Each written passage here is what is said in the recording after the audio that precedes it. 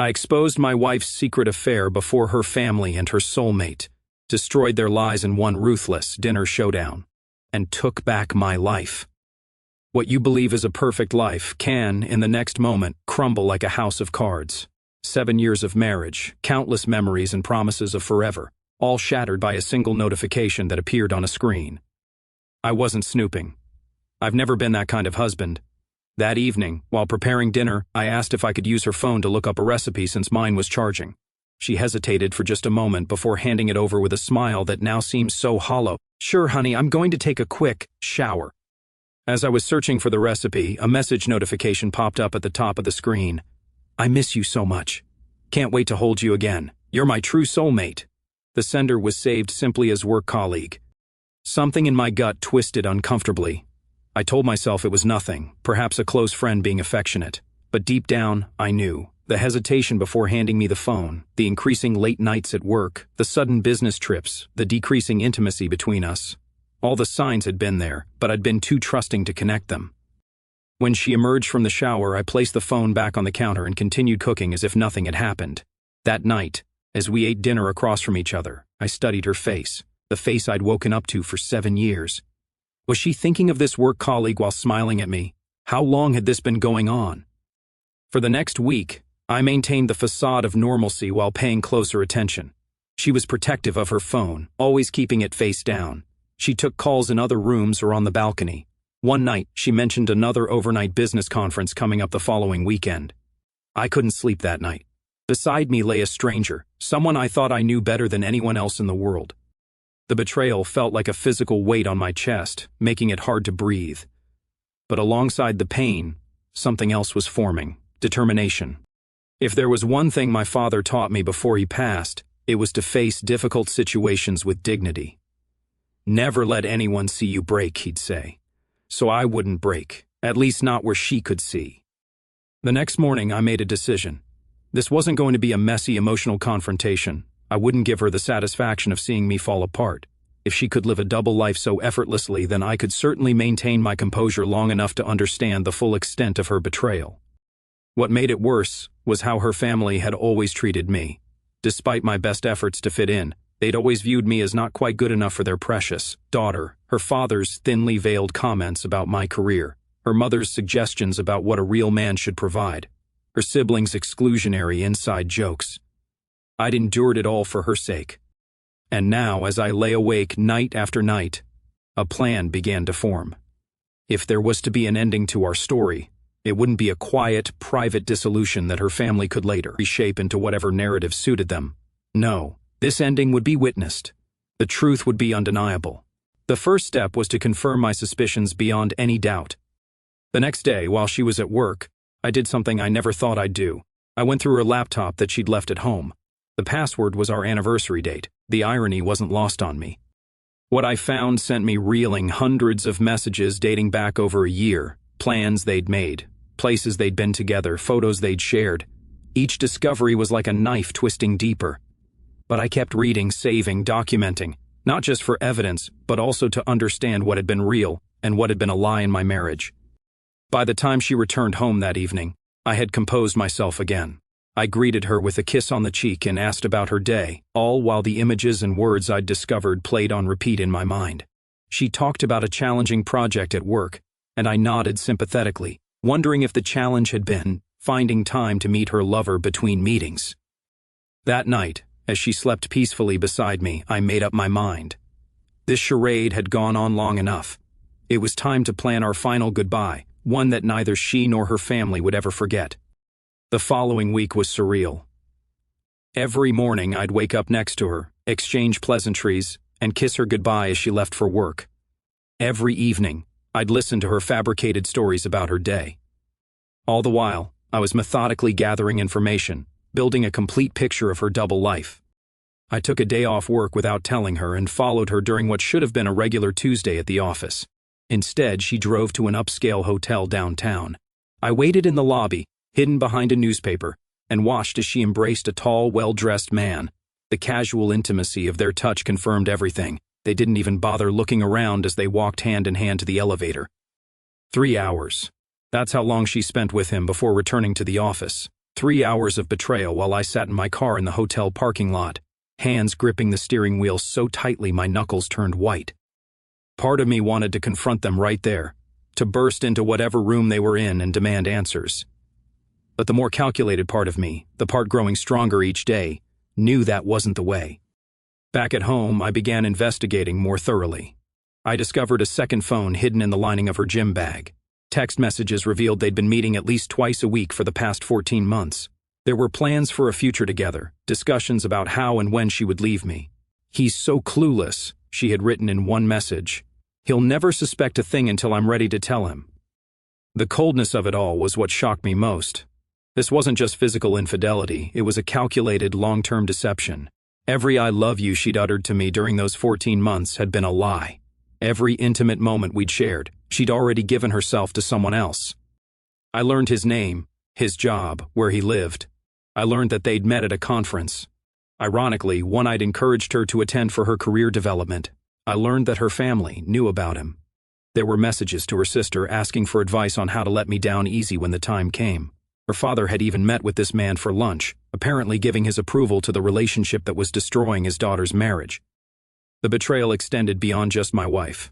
It encompassed her entire family, the same people who had sat across from me at holiday dinners, who had accepted my gifts, who had pretended to welcome me into their fold. All of them complicit in this deception.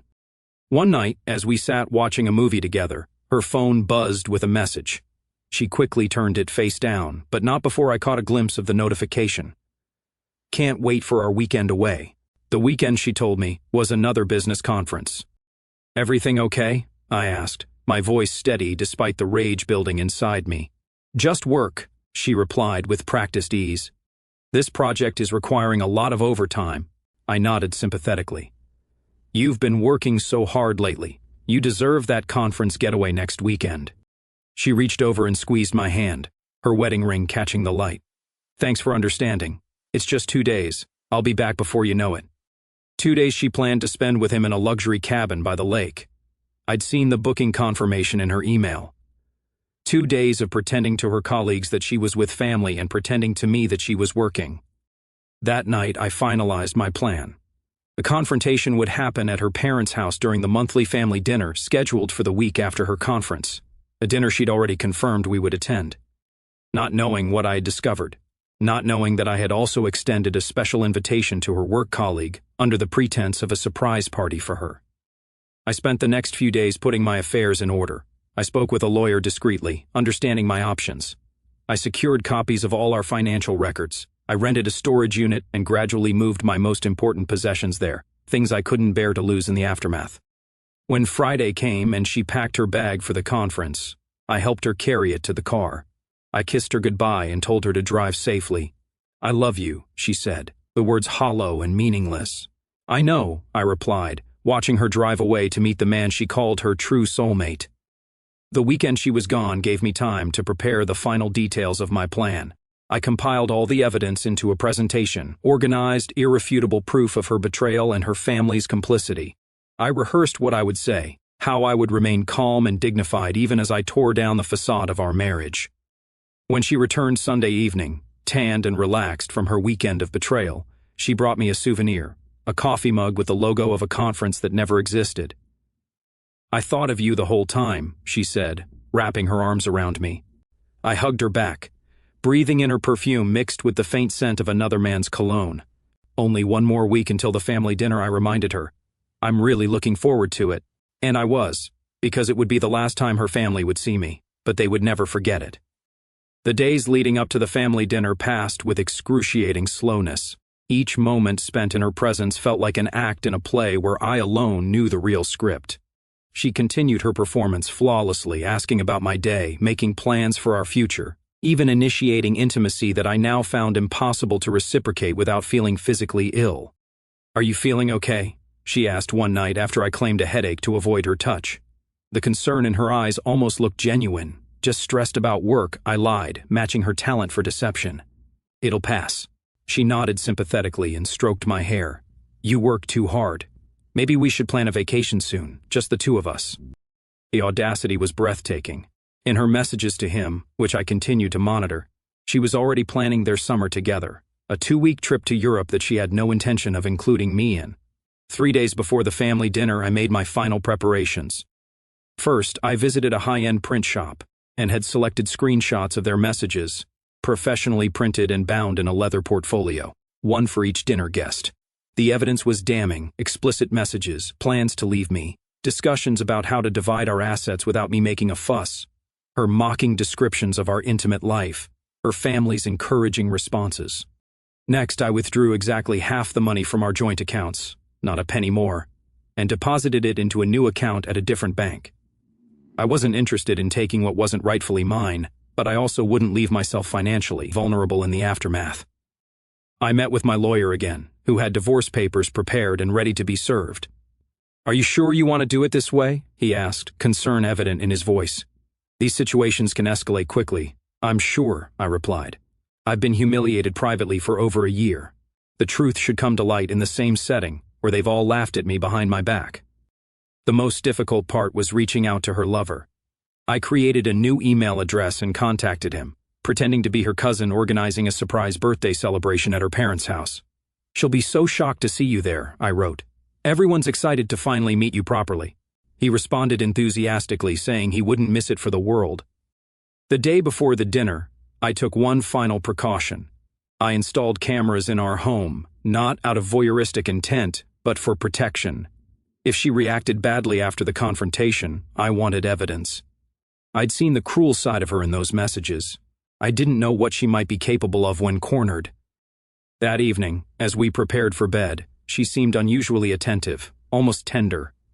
"I'm looking forward to tomorrow," she said, resting her head on my shoulder as we lay in bed. "It's been too long since we had a proper family gathering." I made a non-committal sound, wondering if she was thinking about the future gatherings where I would be replaced by the man she really wanted. Wondering if they laughed about me together, this poor fool who had no idea his marriage was a sham. "My parents really do care about you, you know," she continued, the lies slipping effortlessly from her lips. "Dad was just asking about you the other day, wondering how your work project was going." Her father, who had shaken hands with my replacement over lunch just 2 weeks ago, according to the messages I'd found. Her father, who had advised her to be careful with the house, make sure your name is prominently on all the paperwork when the time comes. "That's nice," I replied, my voice neutral. "I've always appreciated your family's interest in my life." She fell asleep quickly, her breathing deep and even. I lay awake, staring at the ceiling, mentally rehearsing how tomorrow would unfold. I wasn't naive enough to think this would be easy or clean. There would be anger, denials, perhaps even attempts to turn the situation around and blame me. I needed to remain calm, to present the facts without emotion, to maintain my dignity even as I dismantled the facade of our life together. Morning came, and with it a strange sense of peace. Today was the day the lying would end. Whatever came after, pain, adjustment, rebuilding, would at least be based on truth. She spent the day in a flurry of activity, buying flowers to bring to her mother, selecting a bottle of her father's favorite whiskey as a gift. I watched her perform these thoughtful gestures, wondering how someone could compartmentalize so effectively, how the same person who was plotting to abandon me could also remember that her father preferred Islay single malts to Highland blends. As evening approached, she emerged from our bedroom wearing a new dress I'd never seen before. "What do you think?" she asked, twirling for my approval. "Beautiful," I said truthfully. Despite everything, she was still physically beautiful to me. It was everything beneath the surface that had become ugly. She smiled, pleased with my response. "We should get going. You know how Dad hates it when anyone's late." I nodded, picking up my car keys and the innocuous-looking briefcase that contained multiple copies of the portfolio, the evidence of betrayal that would soon be distributed like party favors at the dinner table. "Ready?" she asked, standing by the door, unaware that she was about to experience the most devastating evening of her life. "I've been ready for quite some time," I replied, following her out the door and locking it behind us, a symbolic final closure to the home and life we had shared. The drive to her parents' house was filled with her light chatter about family gossip and plans for the summer. I responded at appropriate intervals, all while mentally preparing for what was to come. In my pocket was the burner phone I'd used to communicate with her lover. He had confirmed he would arrive at 7:30 p.m., half an hour after we were scheduled to begin dinner. Perfect timing for a dramatic entrance. As we pulled into her parents' driveway, I took a deep breath. The stage was set. All the actors were in place. It was time for the final act of our marriage to begin. Her parents' house stood imposing as always, the large colonial-style home a constant reminder of the social gap between our families. Her father had built his fortune in real estate development. My parents had been teachers. This disparity had always been subtly emphasized at every family gathering. We were greeted with the usual fanfare. Her mother's air kisses that never quite touched my cheek. Her father's overly firm handshake and assessing gaze that always found me wanting. Her brother and his wife with their practiced smiles that never reached their eyes.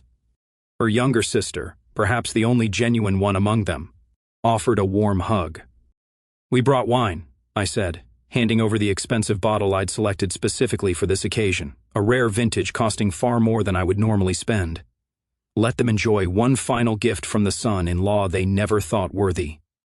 "How thoughtful," her mother remarked with surprise, examining the label. "This is quite the selection."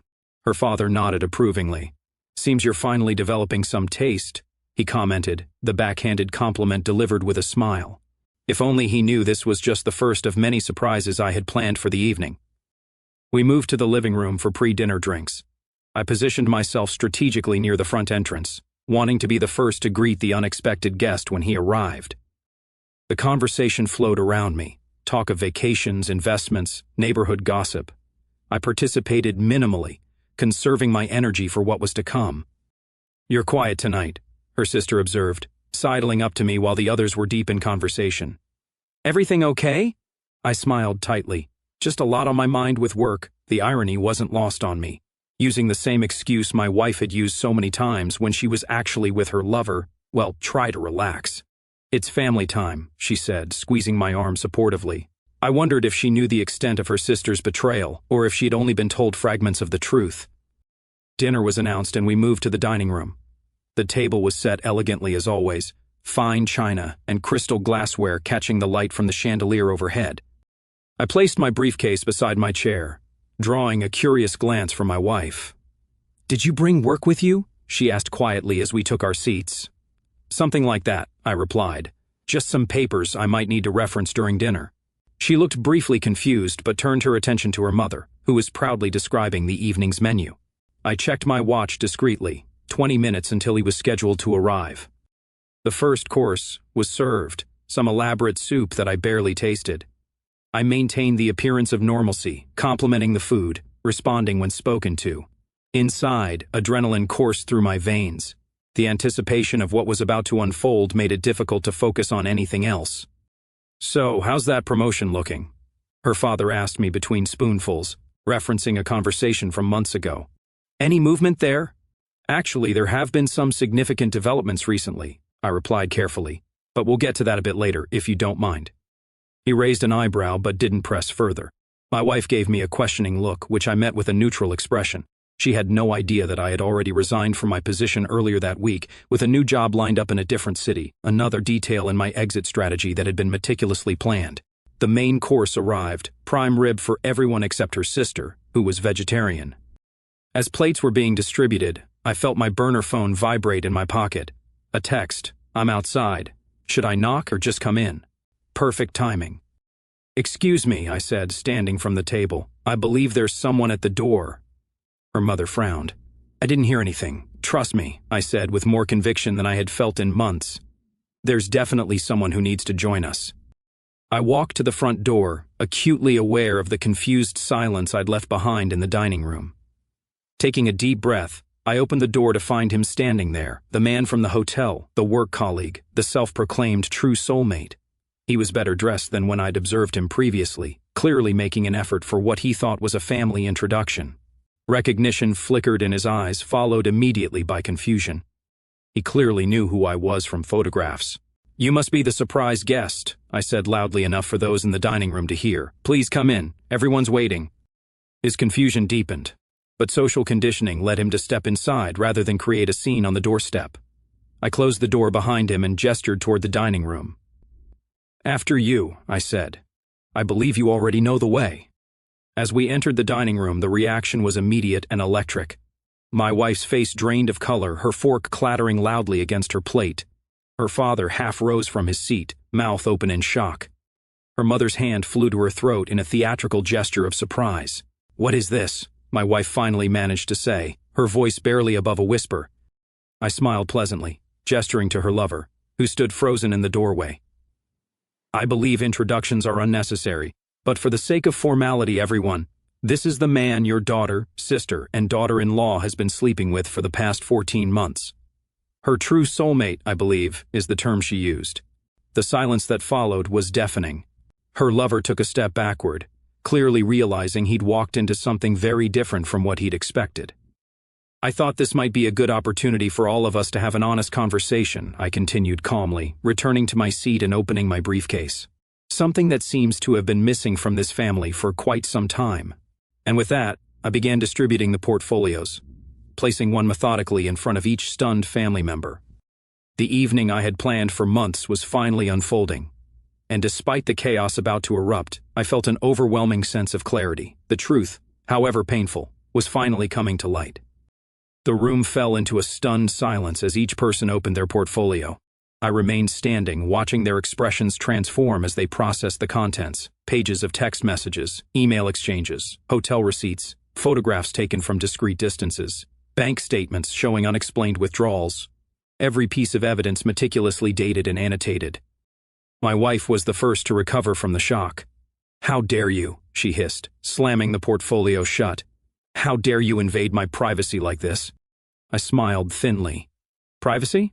An interesting choice of word for someone leading a double life. You forfeited any right to privacy when you turned our marriage into a lie." Her lover stood awkwardly by the dining room entrance, clearly contemplating escape. "I think I should go," he mumbled, taking a step backward. "No, please stay," I insisted, my voice perfectly controlled. "You're an essential part of this conversation. After all, you've been part of this family's secrets for quite some time now, isn't that right, sir?" I directed this last question to my father-in-law, whose face had turned an alarming shade of red. He spluttered incoherently for a moment before finding his voice. "This is outrageous. You come into my home and create this spectacle." "Spectacle?" I echoed, leafing through my own copy of the portfolio until I found what I was looking for. "Is that what you call it? Let me read something for everyone. This is from an email you sent 3 months ago." I cleared my throat and read aloud. "I've had lunch with him. He seems suitable, certainly more ambitious than your current situation. If you're certain about moving forward, I can help facilitate a smooth transition." His wife gasped, turning to stare at him. "You knew about this all this time?" The atmosphere in the room shifted palpably as the full extent of the deception began to unfold. It wasn't just my wife's affair. It was a family conspiracy. Her brother looked uncomfortable but unsurprised, confirming my suspicion that he too had been aware.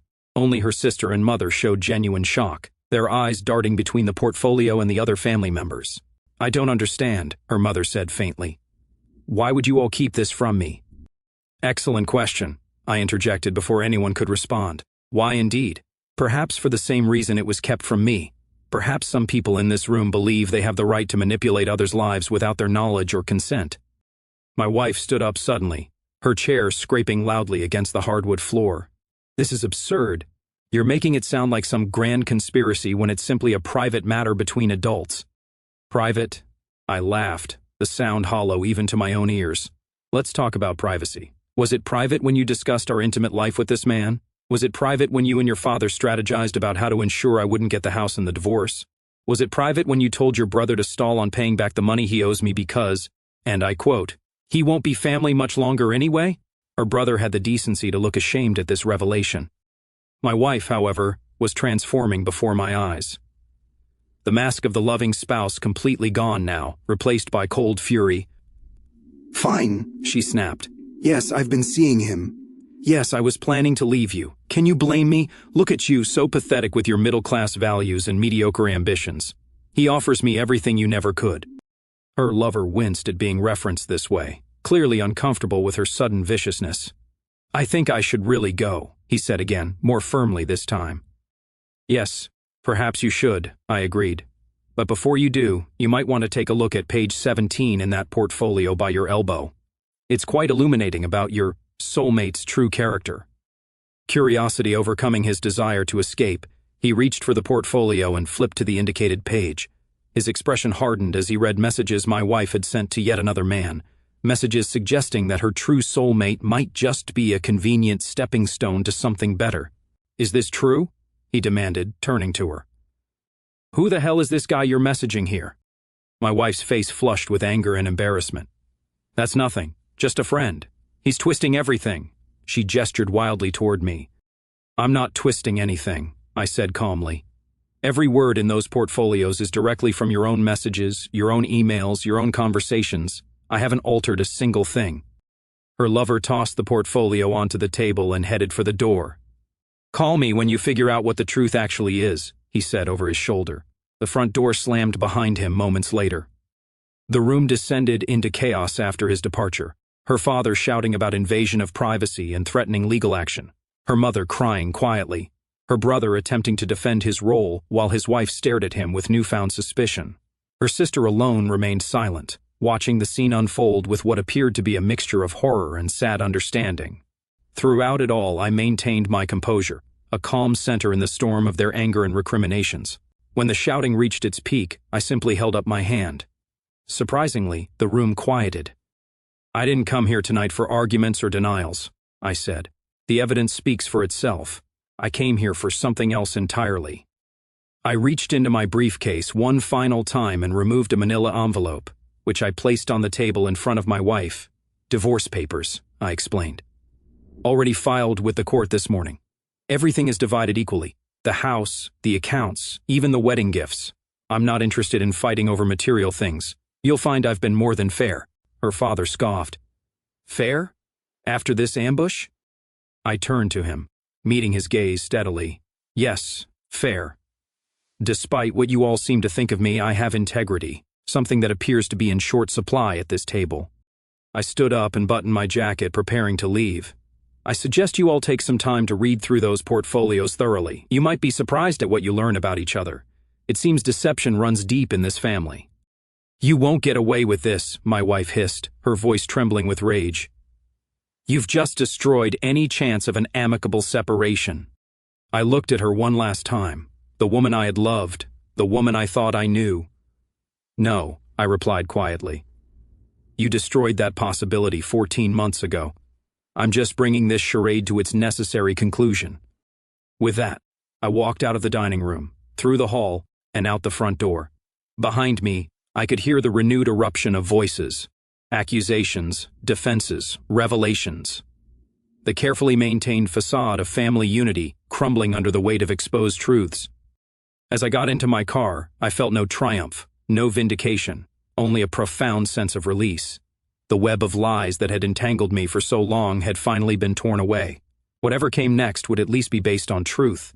3 months passed since that fateful dinner. 3 months of rebuilding, healing, and unexpected discoveries. I had moved to a different city, started my new job, and begun crafting a life that was entirely my own. The divorce was finalized with surprising speed, her family's influence ensuring the process moved quickly, likely to minimize any further public embarrassment. I maintained minimal contact throughout, communicating only through my lawyer. There were attempts, of course, frantic late-night calls that I didn't answer, emails filled with alternating rage and pleas for reconciliation that I didn't respond to. Each attempt grew more desperate as she realized I truly was gone. The most unexpected development came from her sister, who reached out about a month after the confrontation. She asked to meet for coffee during a business trip to my new city. Against my better judgment, I agreed. "I had no idea," she told me as we sat across from each other in a quiet cafe. "I swear, if I had known what was happening, I would have told you." I believed her. Of all the family, she had been the only one who ever treated me with genuine warmth. "The family is in shambles," she continued, stirring her coffee absently.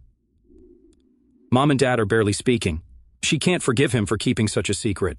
My brother's wife is filing for separation. Turns out there were secrets in their marriage too that came to light after that night." I felt no satisfaction at hearing this, just a dull acknowledgement that deception often has wider consequences than intended. "And what about her?" I asked finally, surprising myself with the question. Her sister's expression turned grim. "Not good. Her soulmate left her 2 weeks after your confrontation. Apparently, he found those messages to the other man and did some investigating of his own. Found out she'd been playing both of you. He wasn't interested in being one option among many. Again, I felt nothing. Not vindication, not pity, not even anger anymore. Just emptiness where emotion regarding her used to reside. She's been staying with our parents, drinking too much, blaming everyone but herself. She hesitated, then added, "She wants to see you, to explain her side." I shook my head firmly. "There's nothing to explain. No version of events changes what happened.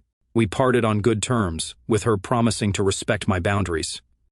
For a while, that seemed to be the end of it. I focused on rebuilding my life, making new friends, exploring my new city, rediscovering aspects of myself that had become submerged during my marriage. Then, 6 weeks later, she showed up at my apartment.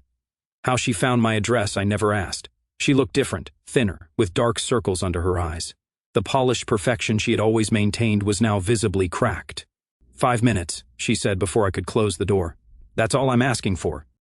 Against my better judgment, I let her in, keeping the door open, a symbolic gesture. This wasn't a private reconciliation. This was a final goodbye. "You've destroyed everything," she began, pacing my small living room.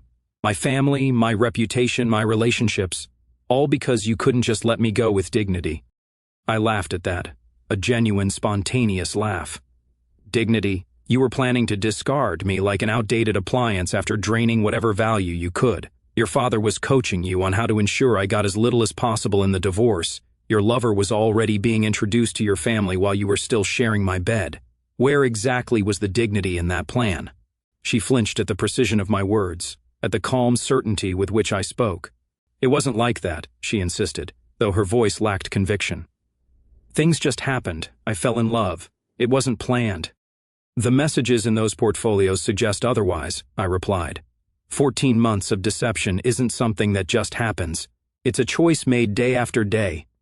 She collapsed onto my couch, suddenly looking exhausted. "He left me, my soulmate. Turns out he wasn't so committed after all. I know." She looked up surprised. "How? Your sister told me. We've kept in touch." This clearly stung, another betrayal in her eyes. Of course she would take your side. She always liked you better anyway. "This isn't about sides," I said, leaning against the wall. "It's about truth, something you seem to have a complicated relationship with." We sat in silence for a moment. Outside, the sounds of the city continued. Car horns, distant conversations, life moving forward inexorably. "I did love you," she said finally, her voice small. "At the beginning, I need you to know that." I considered her words carefully before responding. "I believe you did, in your way. But love without respect, without honesty, isn't enough. It never could be." She nodded slowly, a tear tracking down her cheek. "I didn't come here expecting forgiveness. I needed to see you one last time to try to explain." "And have you explained?" She smiled sadly. "No, I don't think I have. I'm not sure I can explain it even to myself." She stood then, gathering her composure with visible effort. The woman I had married was still in there somewhere, the strength, the determination, the ability to rebuild a facade when necessary. "I'll be moving abroad," she said. "Fresh start. Away from the family drama, away from the memories." "I wish you well," I said, and meant it. The anger that had fueled me for so long had burned itself out, leaving only clarity in its wake. She paused at the door, turning back one final time. "Was it worth it? The way you did it? The public humiliation, the family destruction?" I considered her question seriously. It wasn't about punishment or revenge, despite what you might think. It was about truth, about ending something false in the most honest way possible. So yes, it was worth it for me. I can move forward knowing I maintained my integrity even when everything else was falling apart. She nodded once, accepting my answer even if she didn't agree with it. Without another word, she walked out the door and out of my life. I didn't watch her leave from the window. Instead, I closed the door, turned the lock, and went about making dinner in my new kitchen, in my new apartment, in my new life.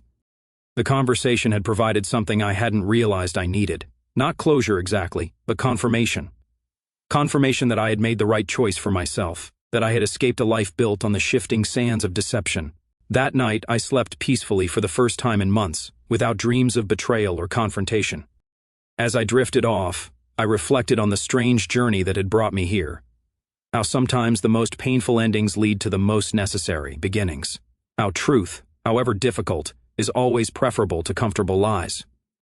The family that had never truly accepted me was now dealing with the consequences of their own deceptions. The woman who had claimed to love me was starting over in a foreign country, and I was here, rebuilding on a foundation of hard-won honesty. Not a perfect ending, perhaps, but a real one. And after years of living in a carefully constructed illusion, reality, even painful reality, felt like freedom.